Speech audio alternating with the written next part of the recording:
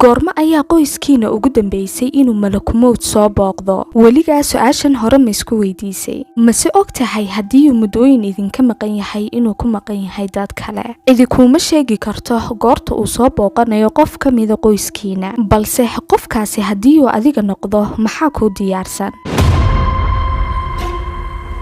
ma og tahay qofka saalixa ah marka laga qaadayo ruuxda in loo soo diro malaa'ig gaadhaysa 40 malag?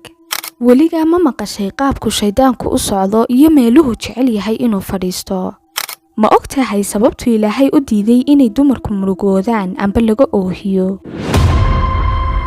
ma garanaysaa qofka uu alle markuu arko ku qoslo amba uu la yaabo qofkuu yahay?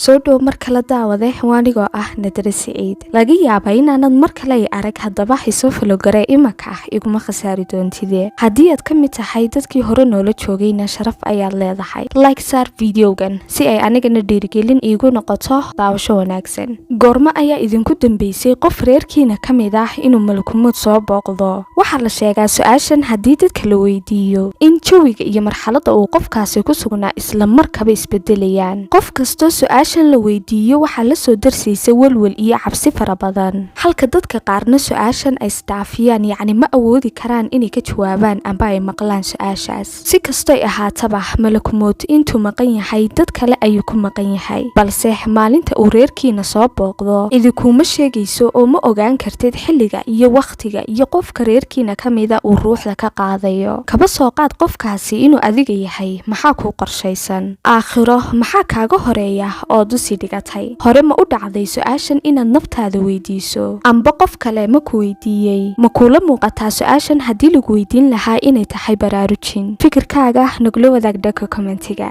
qofka saalixa ah marka ruuxda laga qaadayo waxaa loo soo diraa malaa'ig gaadhaysa 40 malag. qaar lugaha ayay kasoo bilaabayaan soo saarista ruuxda. markay soo gaadhaan xubin ka mida jirka way joojinayaan, kadibna xubinba xubinta ka dambayso ayay sii macasalaameynaysaa ilaa laga soo gaadhayo kalxamaha amba dhuunta. intaas kadib samada waxaa kasoo degaya malaa'ig wejiyadoodu sida qoraxda u iftiimayaan, iyagoo markaana sida kafan iyo cadar ay kasoo qaadeen jannada. malaa'igtaasina waxay u soo degayaan si ay qalbigaaga u qaboojiyaan, maadaama aad daar kasoo guuraysid mid kalena aad imanaysid. waxayna ku odhanayaan ha baqanin. markaana waxaa kuu imanaya malakumowd isagoo fadhiisanaya madaxaaga agtiisa. intaas kadibna ruuxda ayuu ku odhanayaa ruuxyay wanaagsani u soo bax alla dembi dhaaf badan, raalli ahaansho badan, rabbi raalli kaa ah oon ku cadhaysnayn. ruuxdaadu markay intaa maqasho si degdega ayay jasadkaaga uga soo baxaysaa.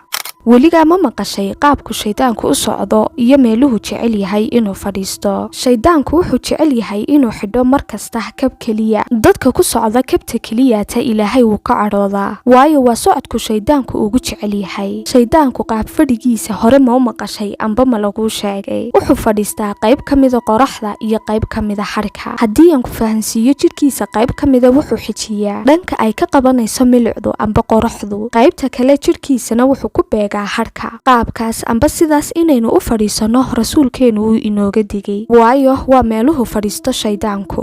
waa maxay sababtu ilaahay u diiday in dumarku murugoodaan amba laga oohiyo? mar walba oo gabadha laga oohiyo waxaa go'aa xidid wadnaheeda ku yaala. haddii ay si saa'ida u oydo waxay iloodaa xasuus dhan 72 cisho. qalbiga dumarku aad buu uga jilicsan yahay 4 jibaar kuwa ragga. murugada badanina waxay ku keeni kartaa dhaawac maskaxiyana. raad ayay qalbigeeda kaga tagtaa murugada badani. ragow ilaaliya inan kastoo agtiina ka dhow.